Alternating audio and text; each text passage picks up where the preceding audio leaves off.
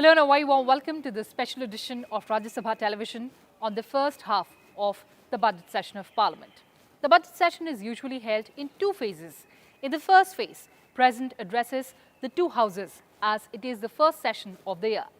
The first part of the 253rd session of Rajya Sabha or the budget session concluded on February 12th, while the Lok Sabha was adjourned till March 8th on February 13th. Both houses recorded high productivity in the first half of the budget session. First part of the budget session was very productive, with the upper house clocking nearly 100% productivity.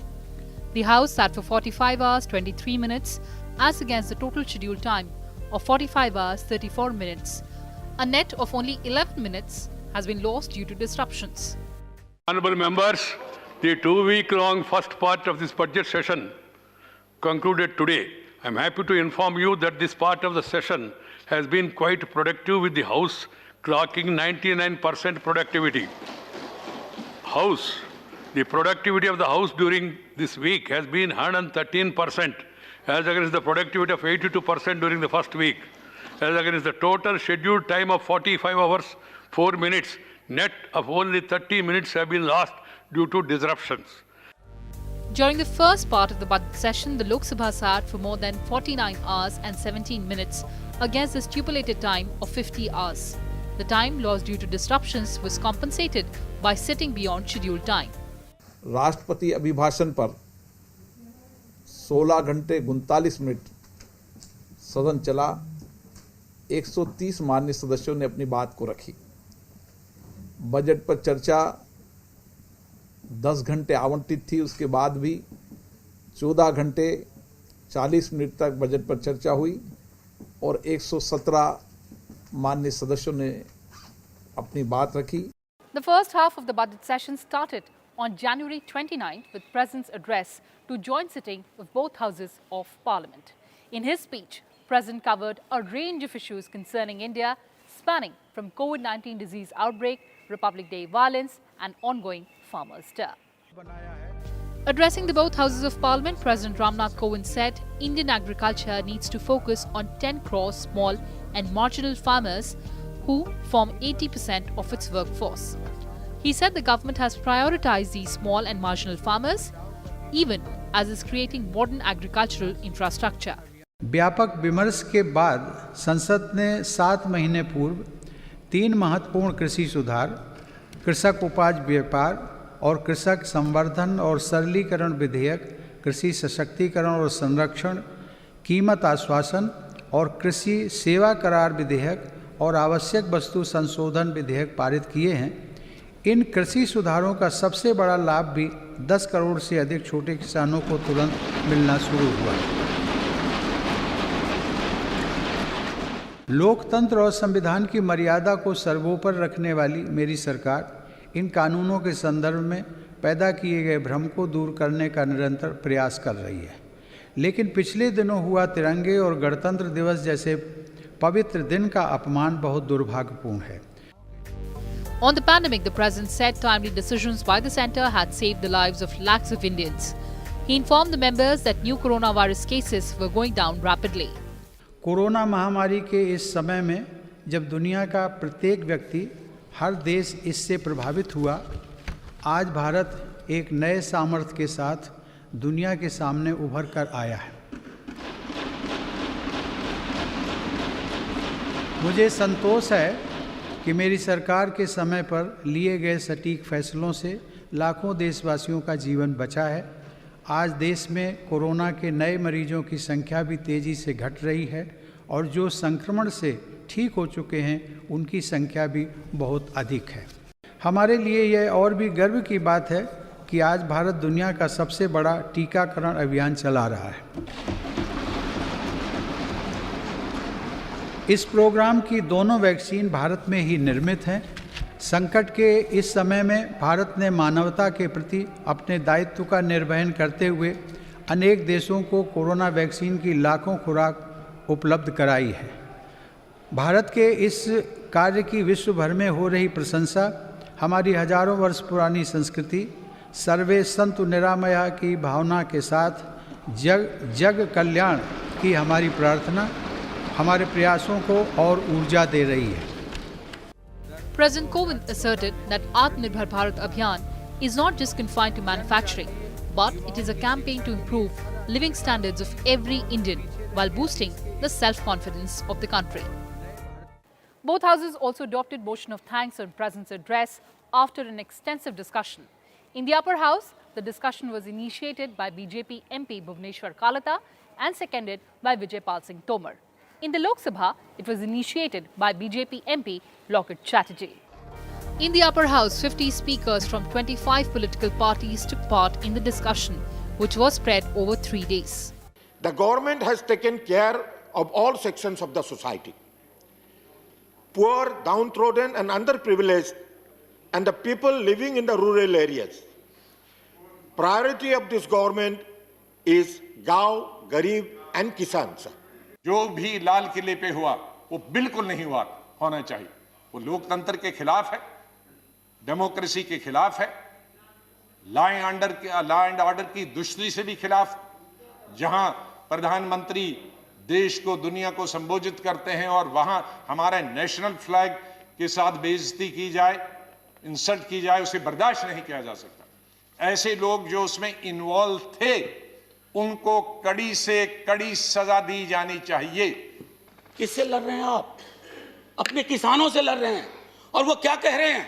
आपसे चांद नहीं मांग रहे हैं, अपना हकूक मांग रहे हैं। और हम में से किसी को यह मुगालता ना रहे, किसी को, चाहे सत्ता पक्ष हो या प्रतिपक्ष हो, कि किसान और खेतीहर समाज की बेहतरी आप किसानों से बेहतर समझते हैं। नहीं, वो अपनी बेहतरी बेहतर समझते हैं। आप उनको समझाने चले कि तुम्हारे लिए हम कानून ला रहे हैं, बहुत बढ़िया कानून है। क्यों समझाने की जरूरत पड़ रही है? क्यों खालिस्तान, पाकिस्तान टुकड़े टुकड़े एंगल लाने की जरूरत पड़ रही है? अरे हमारा लोकतंत्र बहुत मजबूत है, किसी के एक ट्वीट से कमजोर नहीं होगा। आपने विमर्श को कमजोर कर दिया है। The farmers are not so much educated. The MSP in the bills, what they want to do, they think that they are going to avoid middlemen. In my humble opinion, it is not so easy to avoid the middleman by implementing these 3 bills. आज इन किसानों से ज़मीनों की उनकी लेन then करके, उनके पट्टे करा करके, उनके ठेके में ले करके आप उनको इस ज़मीनों से महरूम करना चाहते हैं। इसीलिए वो परेशान हैं कि इसके बाद इन ज़मीनों का क्या होगा और हमारे साथ क्या होगा। आपात इस पेंडेमिक में भी अकेले खेती ही ऐसी थी जिसने जीडीपी को रोके रखा। कुछ हमारी खेती का योगदान 20% है, 14% से बढ़ के 20% हो गया, क्योंकि और जीडीपी डाउन हो गई थी। लेकिन खेती ने आपकी इज्जत रखने की काम किया, लोग देश को बचाने का काम किया। और दूसरे ये कि जो लोग मरे हैं, मैं सरकार से ये मांग करता हूँ उन किसानों को, उनके परिवारों को कम से कम 20-20 लाख रुपए का मुआवजा दिया जाए और उनके बच्चों को कहीं न कहीं राज्य सरकारों से कह के या केंद्र सरकार में उनको एक आध बच्चे को जो मरे हैं उनको सरकारी नौकरी दी जाए। In the Lok Sabha, the discussion on the motion of thanks on President's address took place for 16 hours and 39 minutes and 130 members participated in the discussion. Vaccination program को देखते मुझे शुरुआत का वो दिन याद आता है जब कोरोना शुरू हुआ था। तब मास्क, पीपी किट बनाने वाला ऐसा कुछ भी नहीं था, लेकिन मोदी जी ने उस समय नारा उठाया था, आपदा को अवसर में बदल लेना प्रेरणा दिया था और आत्मनिर्भर अभियान का नारा उठाया था। सिर्फ 2 ही महीनों में हमारे records PP kits, mask, ventilators, laboratories बना के देशवासियों को कोरोना के खिलाफ लड़ने के लिए ताकत दी। प्रधानमंत्री श्रम योगी मानधन योजना के माध्यम से छोटा काम करने वाले, जैसे जूता सिलने वाले, प्रेस करने वाले, खेतीहार मजदूर, गाड़ी चलाने वाले, ईंट भट्टा मजदूर, मिट्टी के दीपक खिलौने बनाने वाले, अगरबत्ती बनाने वाले और ऐसे जो छोटे छोटे मजदूर हैं, उन सबको जो है ना पेंशन देने का अभूतपूर्व काम किया गया। कि संभाल जाओ, ये बीजेपी वालों किसानों के खिलाफ जंग मत छेड़ो। किसान हमारा भाग्य विधाता है, किसान हमारा अन्नदाता है। अगर किसान ना होते तो हम, आप, तुम, कोई ये सदन में आने का मौका नहीं मिलते। Prime Minister Narendra Modi replied to the discussion on motion of thanks on President's address in both houses of Parliament. He touched upon several issues, including COVID-19, farmers' protests, and situation at our borders. Prime Minister Modi said that India needs foreign direct investment, but warned against the new FDI or foreign destructive ideology. Replying to the discussion on motion of thanks on President Ramnath Kovind's address in the Rajya Sabha, Prime Minister Modi enumerated several steps unveiled by the government for the welfare of farmers. He allayed the concerns on the new farm laws and said that government is committed to removing all handicaps which come in the way of India realizing its vast potential at one large common market. हमारा लोकतंत्र किसी भी मायने में western institution नहीं है, ये एक ह्यूमन इंस्टीट्यूशन है। भारत का राष्ट्रवाद ना तो संकीर्ण है, न स्वार्थी है और ना ही आक्रामक है। ये सत्यम शिवम सुंदरम के मूल्यों से प्रेरित है। अनकोट। दुनिया जो हमें कोई शब्द पकड़ा देती है, हम भी उसको पकड़ करके चल पड़ते हैं। दुनिया की सबसे बड़ी डेमोक्रेसी, दुनिया की सबसे बड़ी डेमोक्रेसी, दुनिया की सबसे बड़ी डेमोक्रेसी सुनते हैं, हमको भी अच्छा लगता है। हाँ यार, भारत विश्व की सबसे बड़ा लोकतंत्र। लेकिन हमने अपने युवा पीढ़ी को ये सिखाया नहीं कि भारत ये मदर ऑफ डेमोक्रेसी है, ये लोकतंत्र की जननी है। मैं विश्वास दिलाता हूं कि मंडियां अधिक आधुनिक बने, अधिक प्रतिस्पर्धी होगी। इस बार बजट में भी उसके लिए हमने प्रावधान किया है। इतना ही नहीं, एमएसपी है, एमएसपी था, एमएसपी रहेगा।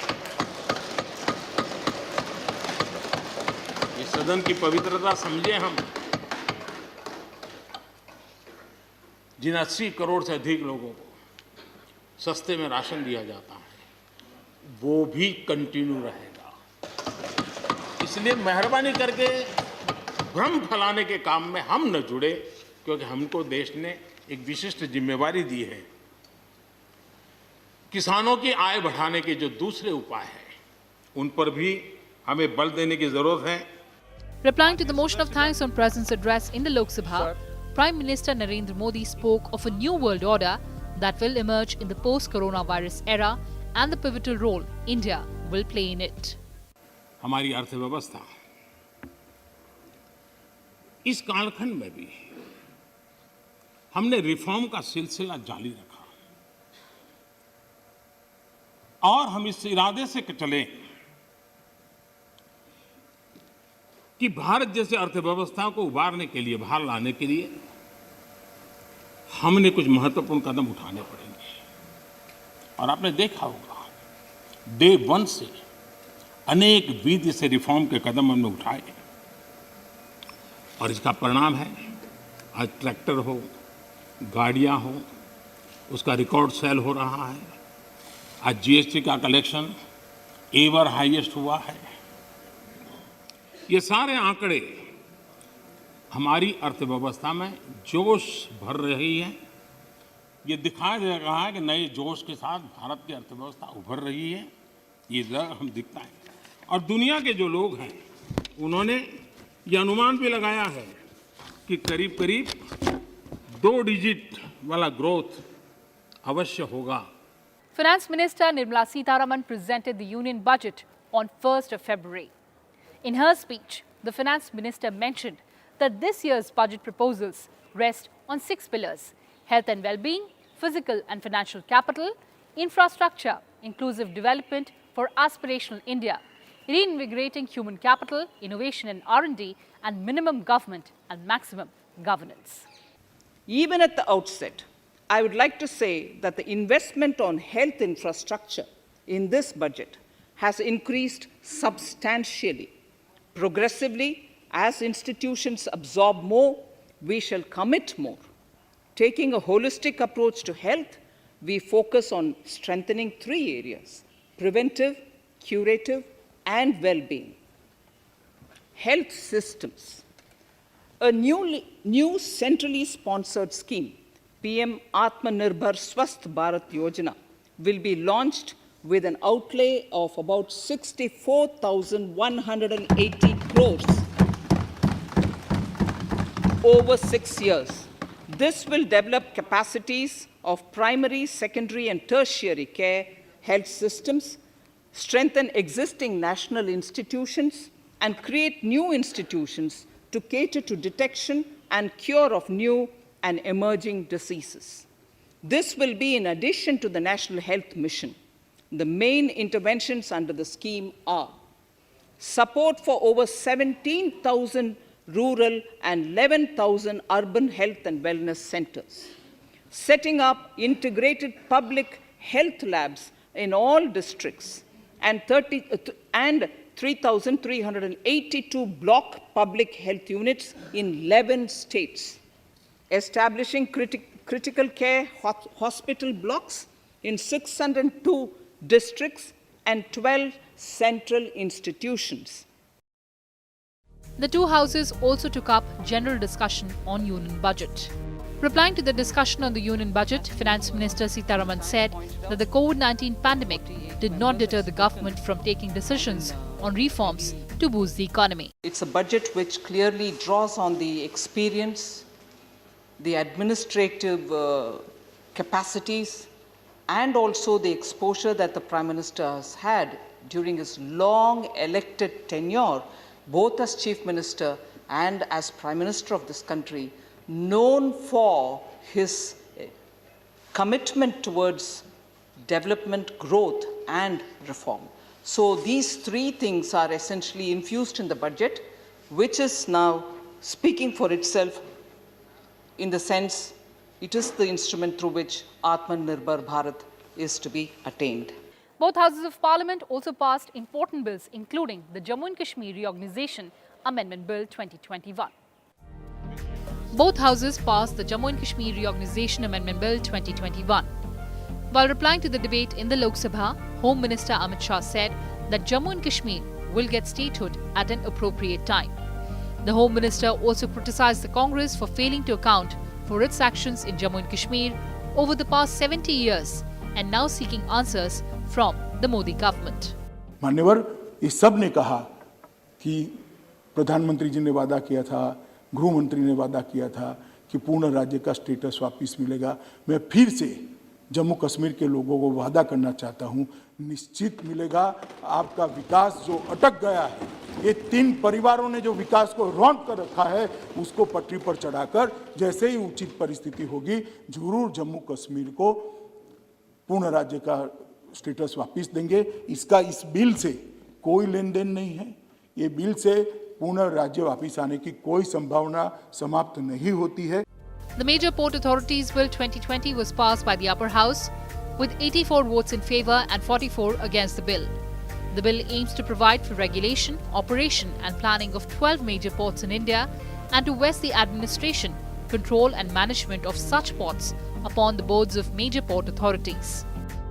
Rajya Sabha also passed the National Capital Territory of Delhi Law's Special Provisions Second Amendment Bill 2021. The bill amends the National Capital Territory of Delhi Law's Special Provisions Second Act 2011 and replaces the ordinance promulgated by President Ramnath Kovind in December last year. Lok Sabha passed the Arbitration and Conciliation Amendment Bill 2021.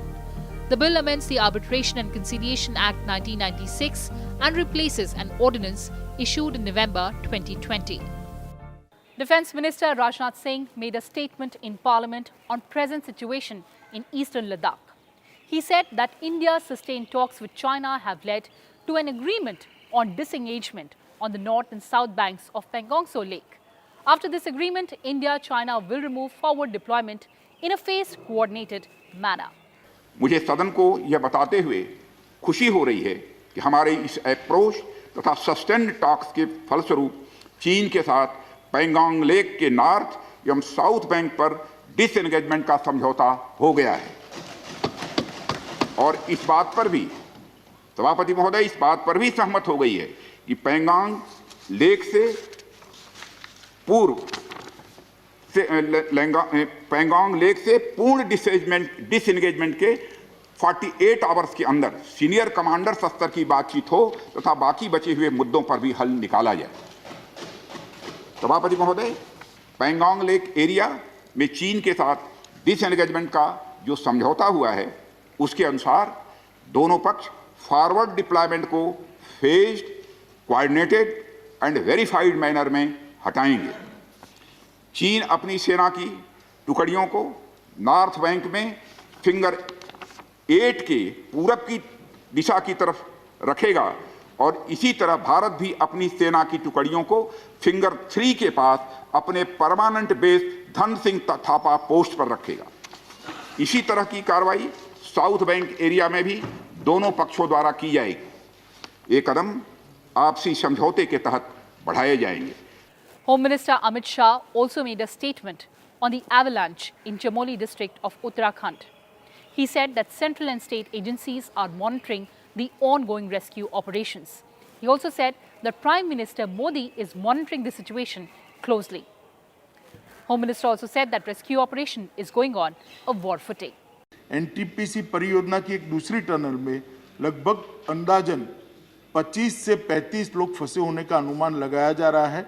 इस tunnel में फंसे हुए लोगों को सुरक्षित निकालने हेतु बचाव अभियान युद्ध स्तर पर जारी है। साथ ही साथ लापता व्यक्तियों को ढूंढने का कार्य भी बड़े पैमाने पर किया जा रहा है। राज्य सरकार ने जान गंवाने वालों के परिजनों के लिए 4 लाख रुपये की सहायता की घोषणा की है। घटनास्थल के नजदीक 13 छोटे गांव से एक पुल बह जाने के कारण संपर्क बिल्कुल कट गया है। इन गांवों के लिए रसद और जरूरी मेडिकल सामान हेलीकॉप्टर के द्वारा लगातार पहुंचाया जा रहा है।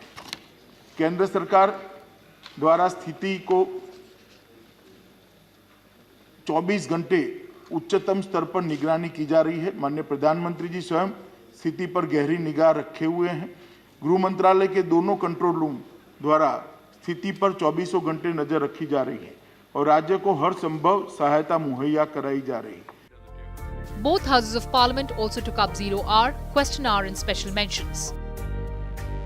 The upper house also bid farewell to leader of opposition Ghulam Nabi Azad, whose term ended on 15th of February. मैं कभी इधर से निकला, इधर डूबा, उधर निकला, उधर डूबा, इधर निकला। ये मेरा जीवन ऐसे ही रहा। During the 3-week recess, parliamentary committees will examine the budget allocation for various ministries. Parliament will now reconvene on March 8th. So that's all we had for you in this edition. Thanks for watching and stay tuned to Rajya Sabha TV.